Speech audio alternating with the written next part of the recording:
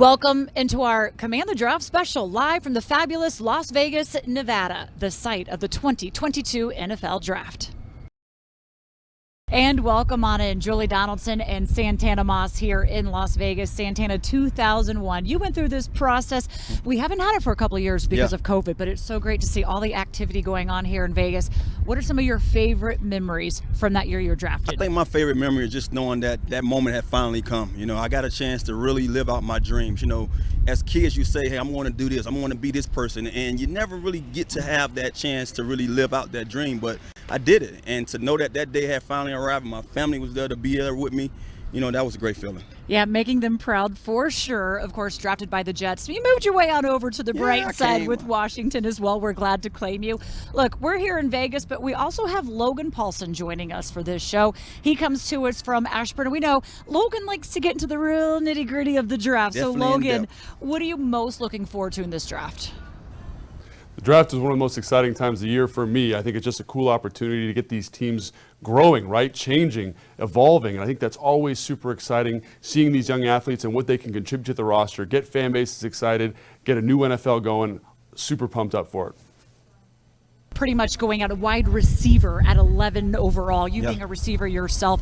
Do you think that is the best fit and the direction that this team should go with that pick? You know, it might not be the best fit, but you can never go wrong with that position. I think we do need a little more depth at that position. You know, having a guy like Carson Wentz, knowing that the more we put in his tool belt, the better off it is for our offense. And just seeing some of the things that we went through the past years would happen to, you know, basically, you know, axe so much from out of one player. I think you can't go wrong. So I personally also do believe that we should get a wide receiver with that pick. Not biased at all by position group, but of course, look, this is one thing head coach Ron Rivera and Martin Mayhew has said as well, is like when they got Carson Wentz, it changed their approach to the draft. And when you get a quarterback like that, one, you have to protect him, and two, you have to give him weapons to be able to play with. Yeah. There's a lot of names out there that could be taken at 11 overall wide receiver. Do you have a favorite?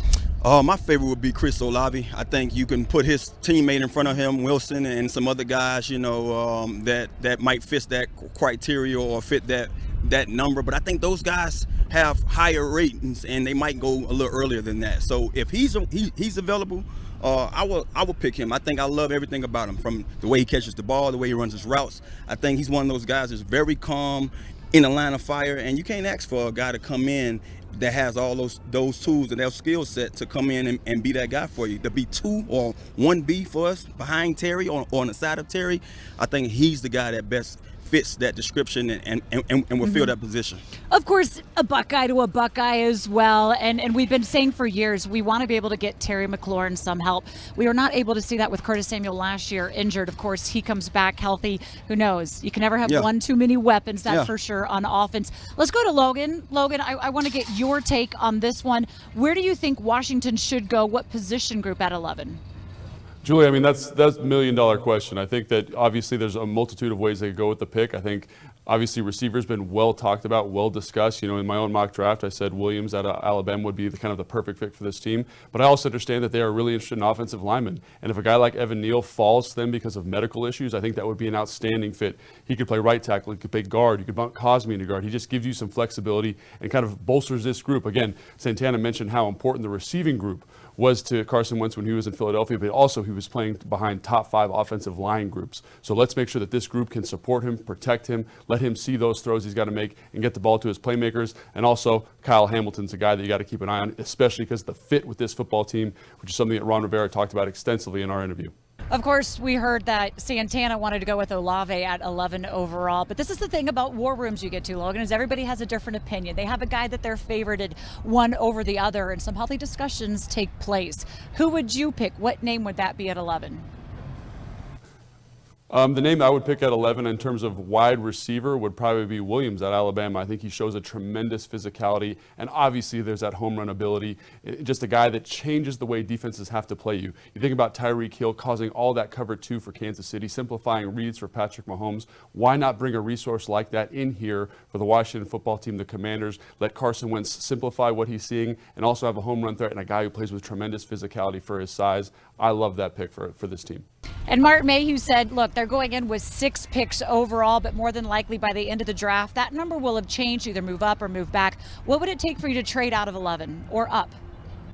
I think that is the million-dollar question. Absolutely, in this year's draft, you want to trade out of this spot. There are so many good football players in rounds 2 to 5 this year. You're going to get starting caliber players, and I don't think there's one player in this draft that warrants 2 good football players. And I think this team has a lot of needs to fill. I've mentioned O-line already. Obviously, you need a playmaker at wide receiver. The crazy thing about wide receiver this year, and I think for years to come, is that it's going to be extremely deep for this group. Linebacker, great depth as you move on. Rotational pass rusher, great depth as you move on. So the more picks you can accrue later, I think that's the key to the puzzle here. That allows you a higher hit rate with some of these opportunities. And again, the problem with trading back is you need someone to trade up. And I'm not sure there's anyone who's going to trade up to 11 unless one of those edge rushers takes a little bit of a slide.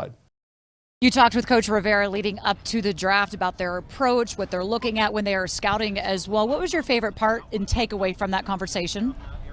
My favorite part, I think it's hard to pin down, because when you talk to a guy like Ron, a guy who's been around the game for so long, there's so much insight in every little detail. But I think the thing that I took away that was probably most definitive was the idea that there is no big board. There's no universal big board. There's no universal top 50 picks, right? Every team kind of categorizes differently. There's not this kind of check out what this team does, check out what this team does, let's match it up, create a top 50 big board. They are making their big board for their roster and their team and their needs. And I think that's really interesting. So when you hear Mel Kiper Jr. on draft day say, this team overdrafted, that's not the case. They are fitting what they think their big board is and what their team needs the most. I thought that was fascinating.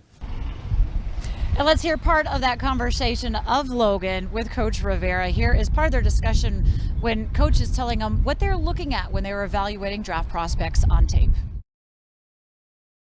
Coach, last time I got to talk to you was at the Combine, and I think a lot of fans think that's like the start of draft season, which it is, but you guys work on it year-round.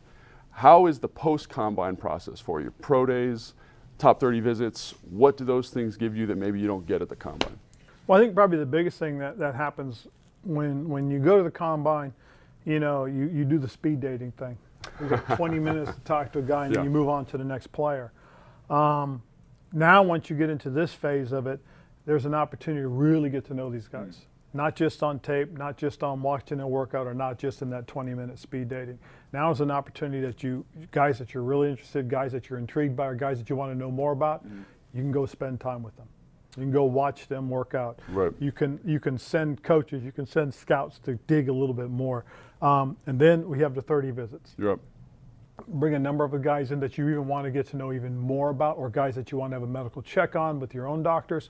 So this is an opportunity for us to dive in as to who these guys are, as not just football players, not just as athletes, but as young men as well. Yeah, as a player, I'm not that familiar with the 30 visits. I didn't go on one. What are you doing with them on these days? Obviously, the Combine, you said it's that speed dating, you get film, you get all these different kind of structured elements. What's different? I mean, they're here all day. What do you do? Right. Well, what they do is they'll come and they'll meet with different people as far as we're concerned. They'll meet with position coaches. They'll meet with the coordinators. They'll meet with me. Then they'll also meet with our strength and conditioning. They'll meet with our director of player development, and they'll meet with our sports psychologists. Okay. Just an opportunity for them to just meet and mingle and mix with the different groups of people as well. They'll meet with some of our interns just because they're picking them up, or just because they're helping them with all their travel needs and everything like that. So everybody that's here in this building will or could have a chance to help us get to know who these young men are. And do you find that players are different at the 30 visits than they are at the Combine? Are they more relaxed? Are they like? Well, that's what you try to do. Is you try to create a positive atmosphere for them to come in and really kind of let their hair down a little bit. Be very candid about things, and helps us to really understand even more so than who they are. Right. And I've been on some different teams over the course of my career, and some people use these top 30 visits as a way to kind of mislead other teams. Yep. Is there a little bit of gamesmanship going on here, or is it these are all just purely evaluation? No, these are purely evaluations. Okay. Again, you know, it is hard because I do get some people saying, oh, you want to throw them off. But you know, well, we really want to get to know them. I mean, because, again, you're about to make a serious investment. Right. And you have to know the ins and outs of who these young men are. And so that's something that I think, because, you know, obviously teams do use these to kind of throw people off the scent. Yep. How do you establish pure draft value? Because obviously, like, you have your evaluations, but you have to know what other teams are valuing. Correct. How do you work that out in this process where everyone's trying to mislead everybody? No, that's a heck of a question, Logan, just because of the fact that people do see things differently. Yeah, right. You know, and it goes back to that old saying about, you know, if you're going to buy a baseball card, you know, and it says, well, I want $10. It ain't worth $10. You know what? Right, You're right. yes. If you're only willing to spend $5, then that's what it is. Well, somebody may say, well, he's not a first rounder. Right. You may say he is. Yep. Well, who's right, who's wrong? Yeah. Well, only time tells. I mean, that's the truth, because you don't know if you spend a draft pick on a guy, if this guy's going to be that guy. Yeah. Okay? So everything's a gamble. Everything's a crapshoot. Yes. I mean, because if this was a perfect science, okay, Yeah. then everybody would pick properly. Right. I played with Richard Dent, Okay. who was a 12th round pick back in the day. Wow. And he's a 12 Hall rounds. of Famer. Yeah. You know, that's the thing you tell people is and everybody says, oh, you guys were smart for drafting him. Yeah. Well, we had been smart, we'd have taken him in the Right. first or second Yes. round. Yeah. So this is an inexact science. And sometimes it's about fit, because some guys may go to a team and 4 years later he's gone, and then he goes somewhere else and he prospers. Everybody goes, oh, well, why is it? Well, because it's not. Fit's a big thing. Right. Fit is a real legitimate Yes. thing, which you know. I mean, Yeah. if you don't fit an offense, you know, It's you're not not going to good. play a lot. You're not going to get opportunities. All of a sudden, you fit an offense, and guess what they're doing? They're throwing the ball to the tight end instead of making them a blocker. Yeah, right. That's not me, Coach. That's not me. So, are there any things that you do to kind of mitigate the risk? You know what I mean? Is it Well, the interview? Is it the what is it? I think, well, we do a combination of things, obviously. Our scouts, you know, they go and they collect names for the future as well. Not just about the guys that are there, but they're collecting names. They're trying to figure out who's guys that they've got to watch. And they'll watch guys for the next few years Right. as well. Wow, So it's yeah. not just about coming in and, you know, it's these 20 guys are possible draftable guys. It's also thinking a little bit ahead of time. Right. So they start this process, and they'll have notes that they'll go back and they'll refer to as they start watching guys. So we get very in-depth reports from this group. We have a group of our top guys that are always out there, you know, starting with Marty Herney, you know, Right. starting with Eric Stokes, you know, and Tim Gribbs, and then our national scouts. I mean, these guys are the ones that really dig and dive even deeper than everybody else.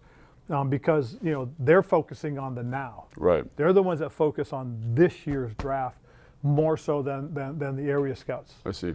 Yeah, and so like for me, for example, like if I watch a receiver, you know, and I see a receiver that doesn't block, he slides down my board because I question his ability, his passion, his love of the game.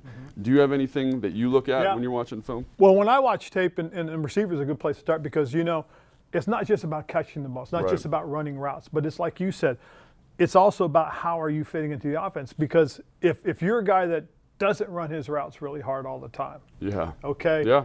that's a little bit of an indicator. Because if I'm on safety, I'm going back, and all of a sudden I see that the ex-receiver's kind of jogging off. Take it easy. tells me, oh, you know what, he's not involved, so I'm going to look over here. Yeah. I'm going to look away from him. Well, that's not a plus. That's a minus in Yeah. my book. Why? Because he's not playing every play as if he's getting the ball. Mm. Because if he released hard outside and went vertical, now all of a sudden that safety gets pulled out of the middle, or the safety gets pulled out of the half, guess what it's just done? It's opened up a whole portion of the field. So when I watch tape with a specific thing in mind. There are certain positions that I'll watch during 2-minute drills on Oh, purpose. Why? interesting. Because, well, I've always been told that, you know, when I learned to watch tape in college, one of the things my coach always told me, he said, Ron, watch 2-minute drills as well. Watch what this guy does under duress. When he's tired. Yes, or when it's a stressful time in the Right. game. When they have Interesting. to, they must, they got to. What do guys do? They tend to revert to bad habits. That's Or what interesting. they're comfortable with. I'm going to steal that. I think that's really good. I mean, just watching the 2-minute drills before the half or at the end of the game. Yeah. And you'll see. And the other thing he said too is you watch. You'll see who wins and who doesn't win during those things. interesting. I love that. So I've really tried to pay attention to that. So like I said, there are certain positions. I'll give you a hint. One of the positions is pass rushers Okay. and Yep. blockers. Right. Because that's the Okay. time, man. Well, it's like this too. When you watch guys, and somebody may say, oh, this guy's got 14 sacks. They say, oh, wow, that's great. But then you watch the tape and you realize that those 14 sacks come mostly when they got these big leads. Right. When they're pinning their ears back. Yeah. What I want to see is a guy that gets 14 sacks and 10 of them happen during the process of the game. He's got to work for him. Exactly, when he's Real really, sacks, truly got to yeah. work. And then the other 4 came when they were killing people and they could pin their ears back. I want to see these guys. So I'm trying to find these little things that help me as I watch these Right. guys and try and figure out who's who. And then one of the things I think is most difficult when establishing like a big board, you know, it's hard enough to grade guys like receivers versus receivers. But how do you take a receiver and say, how does he compare or add value to our team, like if he's to an offensive lineman, for example? What is your process for that? Is it just kind of this player is generational, he moves up, or like, how do you work that out? Well, as you go through it, you do look at guys and say, wow, this is a generational player. This is a once in a lifetime. I mean, I can remember watching Luke Kuechly and going, oh, this guy's pretty special, man, you know. And when you put him up there and you sit there and say, God, even if we didn't need a Mike linebacker, yeah, we're taking this guy. But to me, those are few and far between. Right. So when you do come across that guy, you put him there and say, this guy is that. That's kind of the easy one, right? But Yeah, how do you do it for everybody else? Well, when you're looking at everybody else, it's one of the things I like to do is, and we talked about this earlier, is that I want to watch guys against certain teams that I know are really good defensive teams. I want to watch offensive players. Right. If this is a real stout defensive front, yeah, I want to watch running backs. I want to watch blockers because I want to get a feel for how well does this guy play against the front seven of Georgia. Right. Okay. Georgia's front seven had 8 guys. Okay. Have you ever seen any defense like that? That's uncanny. I know, but think about this. Georgia sent 8 guys from their front seven. Yeah. To the combine. You said, Oh wait a my minute, gosh. 8 out of 7, that doesn't add up, Coach. That's because they had one other guy that rotated through. So they had 8 legitimate front 7 guys that were at the combine. So I'm trying to watch running backs against that group. I'm trying to watch blockers against that group. Because that's going to mean, and I sit there and say, guy, oh my gosh, he blocked that guy. That's pretty doggone good. So that helps me. Those are the things that I look at. Right. Or on the inverse, is it a defensive guy that's playing against, you know, there's a couple of sophomore wide receivers that are coming in, and I'm watching this corner going, wow, he's shutting that guy. That's a pretty good guy. Yeah, or, again, and you know, a little bit of a hint, but the Ohio State receivers. Yeah. You watch those guys against DBs and you go, wow. Yeah. If this guy's sticking with this guy or this guy's sticking with that guy, that's impressive. Yeah. So those are some of the things that I try to do as well. Absolutely, yeah. I think those are all really good techniques. The other thing that I have a hard time when I'm doing my evaluation is the college game is different than the NFL game. And so how do you take a skill set that you see in a college player and then project that to the NFL? Well, again, that's good because in the NFL, there's 32 teams, and in my opinion, there's 32 good left corners. Right. There's 32 good right corners. Right. So that's the thing that, again, that's why I try to watch who I think are really good players against really good players. So I try to get a better assessment. And when it really gets hard is from some of these middle conferences, you know, that aren't top. Now you start watching them and start going, oh wow, you know, I'm not sure if this guy's, you know, that's going to transition to playing against this type of a player all the time. Yeah. So that is hard, and I don't disagree with that. But what you do is, like, we drafted when I was in Carolina a corner from one of those middle conferences. Yep. But the thing that I saw was when they played these top-notch teams, you know, he was ready to go. In these top conferences, he played pretty well. He really did. I mean, it's like he rose to the challenge. You go, that's impressive. I mean, that's really cool to watch a guy step up against a top quality competition and show out nicely. Senior Bowl's a good indicator for a lot of us too, because there'll be some of these smaller conference players that will come in and play in these things, and it really gives you a chance to evaluate them. Why? Because they're playing against top talent. Yeah, and then the other thing you see coming out of the combine especially is these guys that test really well. Like Trayvon Walker comes to mind. You mentioned the Georgia defense. You don't need to talk about him specifically, but how do you take great athletic production or great athletic measurables and kind of okay college production and say this guy's going to be X at the NFL level? Well, again, that tells you what his potential can be, right? And so either he didn't put it out there all the time, or they didn't get it out from him. You've just got to determine if this is a kid that you believe that has it and wants to put it out there, but he hasn't been taught. And no disrespect to the college coaches, but it's a different type of coaching that we'll do, as opposed to what they get to do. Interesting. I always find that scouts evaluate a little bit different than coaches, because coaches say, I can turn this guy into something, as opposed to a scout who says these are the height, weight, speed things. You know what I mean? But we also say fit. Right. Yep. Because it's crazy. Because during this process, and today starts the evaluations where the coaches will go in. We'll do our presentation by position to the scouts. Okay. Okay. And what we'll do is I'll start it off, and then I'll have each coordinator get in and talk about fit by grouping. So Okay. if we start with, I know your favorite position, tight end, we'll get up there and Scott will get up there and he'll say, look, this is what we're looking for as far as tight ends are concerned. Okay, we want a guy that can do this, this, and this. We want a guy that can do this, this, and this in terms of, because you know as well, Yes. there's your all everything tight end, who's Yep. usually your number one. Right. Then there's your pass catching tight end, Right. who's usually your number two. Right. And then there's this blocking tight end that when you go to 13 or 12 personnel, you want the big guy in there. Yeah, right. So that's what you're looking for. And so he'll present that, then the positional coaches will get up there, they'll give their report. I see. Then Scott will follow with his report, and then if that guy's on my list, I'll throw my 2 cents in. But usually by then the coaches have covered it, and then the scouts will talk about it. So then we'll be able to say, the scouts go, well, you know what, I really do like this guy's athletic ability, Right. but it doesn't sound like he's a fit here. I see what you're So saying. we'll try to make sure that through Gosh. this discussion, you know, we get to the right place on each guy. Gosh, that's so comprehensive. Yes, it is. So on draft night, sometimes Yep. you hear about these kind Oh, of yeah. these fights on draft night. Is it because the fit's not right, or because guys just value different things differently within the room? Like, Yep. what's going on there? Well, it does, and for us as coaches, it's always about fit. But when you get a scout that's really passionate, it's because, you know, I've watched this guy for 3 years. This guy has shown that he can do this, this, and this.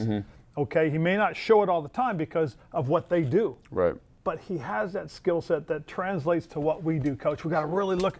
And so sometimes we'll come back into the office and we'll pull the kid up. And we'll watch on him draft again. night? Oh, yeah, on draft my night. We'll gosh. watch him again, and we'll watch him as a group. We'll have 6 or 7 guys will be crowded around the screen, Yeah. and we'll be talking about it. And somebody says, see, this is what I'm talking about. Watch him run this route. See, I'm telling you, he can do this. Or, hey, watch the way this guy fires off and plays with leverage. If we can get him to do that all the time, we got to fit.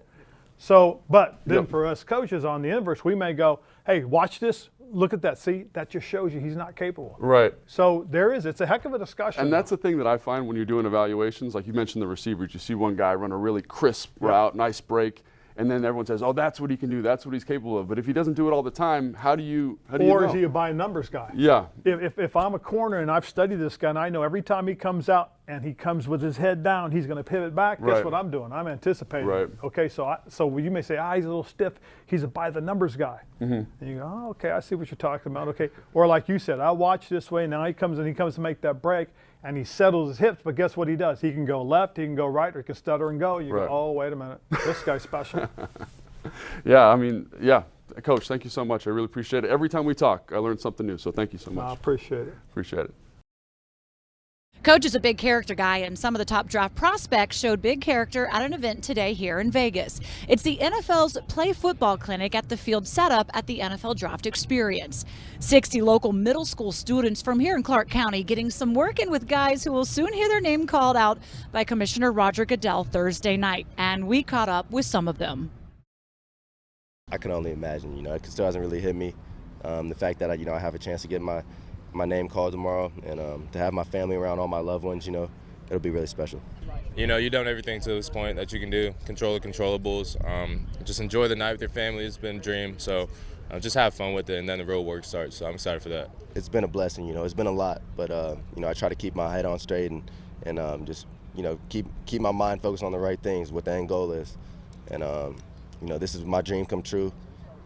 It's been that way since I was 5 years old, so if I could have guessed myself where I would be right now, I would be right here, and that's awesome to think about. No, I don't. I'm just hoping I don't cry on stage. I don't want those tears to be rolling down, but we'll see what happens. Not really. I don't want to waste the energy trying to think about it. It's never going to line up to what it's going to be tomorrow, so I'm just excited. I haven't thought that far. I've just been so caught on the kids, man, and just how big of a role I play now. Like, it blows my mind. Every time I get in a situation like this, with a whole bunch of kids, I can smile, they can smile. I don't even think about the future. I just be so caught up in the moment. And I feel like that's why I'm able to be so successful. A lot of people get to think about the future, then they just forget about what's right in front of them, and they don't even get to go where they want to go. So if you stay focused on the task ahead, then you'll be okay. What a really cool event to be able to capture and be a part of. Now, really cool event, of course, is happening tomorrow when the draft takes place. And here's a look at the teams picking before Washington goes on the clock at number 11. The top 10 picks I think are really interesting because there's two teams picking twice. So I think obviously the offensive tackles will probably get off the board early. I think they have a lot of value. Obviously I think 4 edge rushers-ish will go. And I think that means guys like Derek Stingley might fall. I think there's a chance a quarterback goes at 6. But recently the rumors have been that Carolina's out in terms of quarterback. They're going to go across the tackle from Mississippi State. But I think that is generally how it's going to flesh out in the first 10 picks. One of the things about those first picks, ahead of us, it never go as planned. I definitely would be paying close attention because, like I said before, I know what I want for that pick, but if we get a couple of guys that's still lingering around, you have to pull the trigger if he's a fit or a must-need for this team. We will have you covered from out here at the draft. On Thursday, we will be coming at you at 7:30 p.m. Eastern to get you set for the draft. We'll also have live updates for you during the draft, and we will wrap things up when the first round is over. On Friday, we will be on at 6:30 p.m. Eastern to get you ready for the second round. Santana will be making that pick for us, and we will have live updates during the draft, and we will recap the day at the end of the night. You can catch these streams on YouTube, Facebook, Twitter, and on commanders.com. We have a lot more coverage coming your way. After the break, we will talk about what the Commanders need to do to win the draft. And it all starts with that 11th overall pick. Lots of good options will be on the board. And I had the chance to catch up with team president Jason Wright to talk about the team's first draft as the Commanders. You don't want to miss that.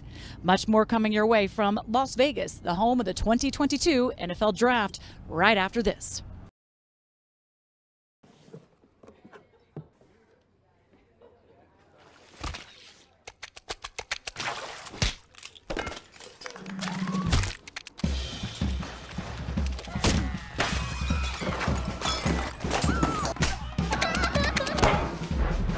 Yep, this will work.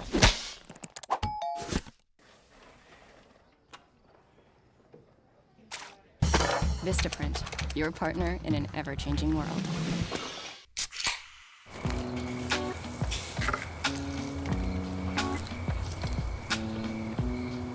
You fired up the grill for one hot dog? Seriously? Hot dogs, better with Pepsi. Another rock and roll weekend.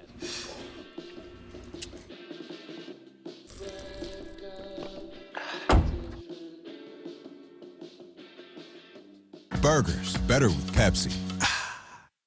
Crowd is ready to roll. It's time to get this party started.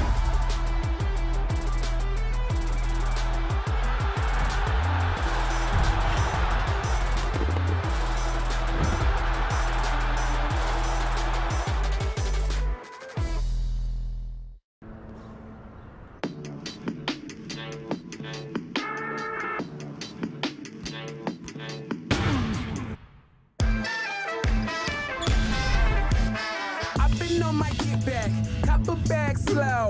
You would never see that. Use the trap dough.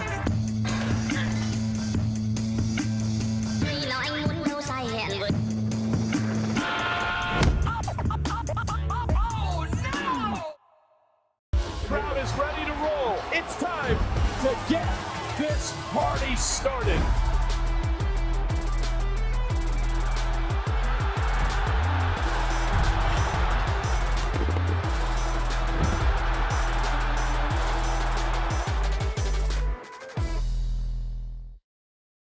If you are in the DMV and want to watch the first round on Thursday, surrounded by fellow Commanders fans, FedEx Field is the place for you. Get your tickets now at commanders.com and join in the party. And if you do make it out to the draft party tomorrow, you will notice the field at FedEx Field has been updated for the very first time and now is complete with Commanders logos both at the 50-yard line and in the end zones. That is a sharp look, and it gets us excited for the season. And welcome back to Las Vegas, home of the 2022 NFL Draft, the first for Washington as the Commanders, something I discussed earlier today with team president Jason Wright. Jason, this is the first draft as the Commanders. Yeah. Does it feel different for you compared to the others since you've been here? You know, it only feels different in that I know that coach and the roster have matured so much, and we and our business processes and our people have matured so much, so it feels easier. It feels more functional. It feels like we're thinking about the right things. But as far as it being the first one under the new brand, not yet. But I know it will as soon as that name is announced from the stage tomorrow. You mentioned Coach. I mean, he's now going into his third year with this. I mean, his first year, he had to do it all by himself.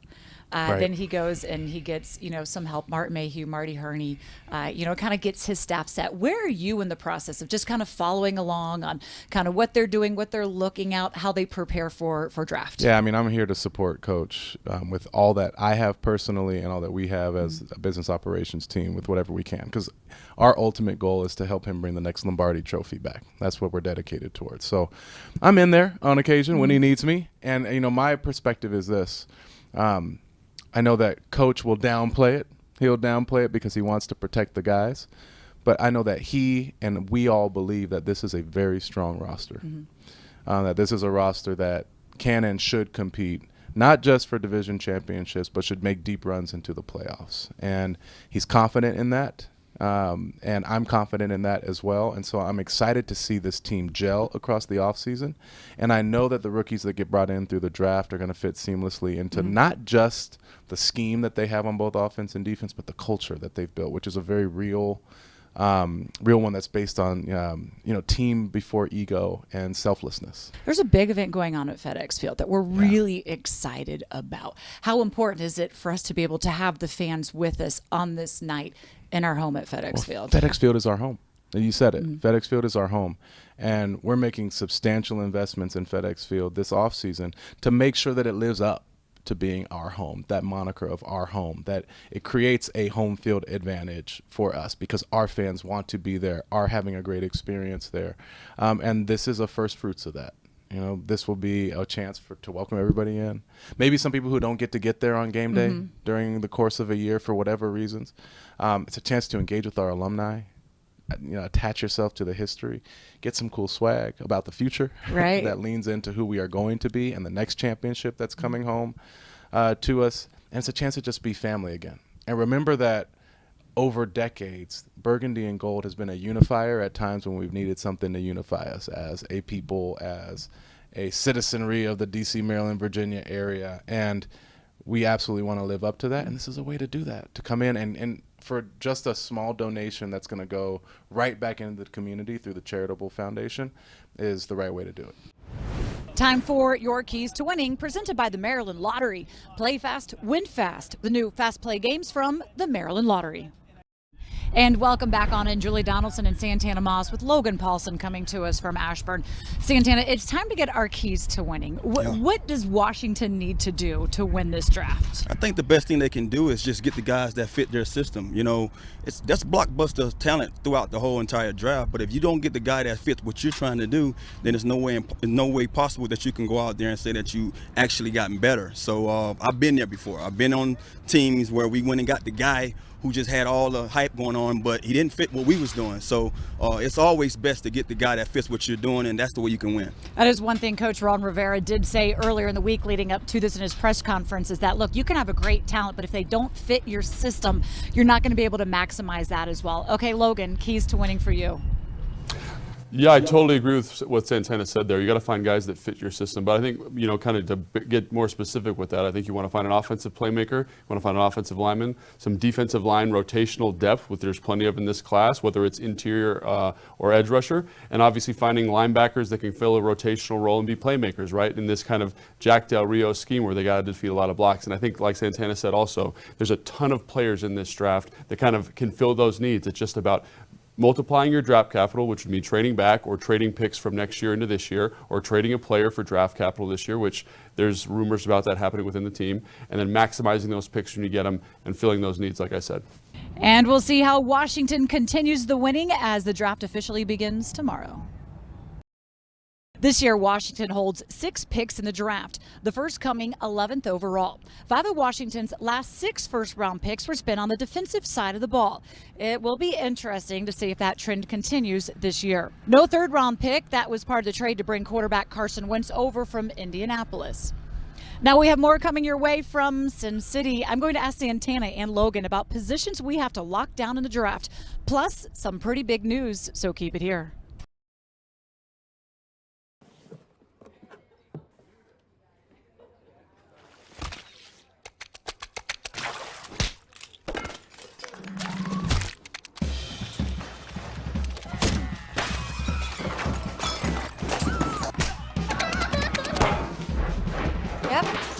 Worth.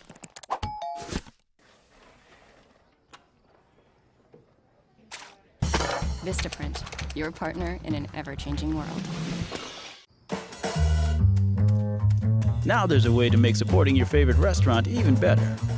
Introducing the Grubhub Guarantee. It's our promise to make sure your food is just right by delivering it on time within the delivery window and for the lowest price compared to other apps. Or you'll get back at least $5 in perks. That way you can experience your food just like the restaurant intended. That's the Grubhub Guarantee.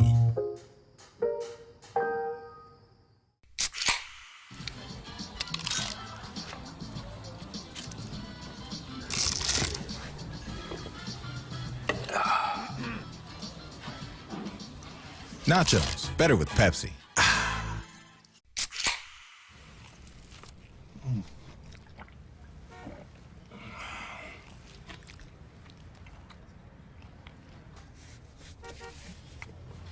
Sandwiches, better with Pepsi. My work has been viewed by 100 million people. My work helps save lives. My work has gone platinum. My work gives people hope. I work at FedEx. Take your career to the next level with one of our many open positions. I have some exciting news, everybody. On Monday, May 9th, Washington Football Today officially becomes Command Center. All the highlights, analysis, and insight you've come to expect with a new look to match the new era of Commanders football. We'll see you weekdays, 5:30, 10 p.m. on NBC Sports Washington. And when we do officially launch as Command Center, it's going to be Santana and Logan here with me. Hey, all right, guys, the draft, it is coming up. The excitement, it is almost right here upon us. Logan, let me start with you. What do you think are the biggest positions of need for Washington heading into this draft? Well, I think obviously the position of Buffalo nickel is one that needs to be filled pretty immediately, right? It played such a critical role in this defensive success, the defensive kind of resurgence or the understanding their identity. 60% of the snaps or whatever it was last year, that's going to be a critical piece. And also offensive line. I know that's maybe something that's not quite as sexy as a lot of fans would like, but that's something that needs to be done. And I've talked about it ad nauseum, and it's because I think it's so important. And then I think rotational pieces along the defensive line and at linebacker as well need to be addressed. And that's why we have 6 picks. Let's make those picks count and find some good football players.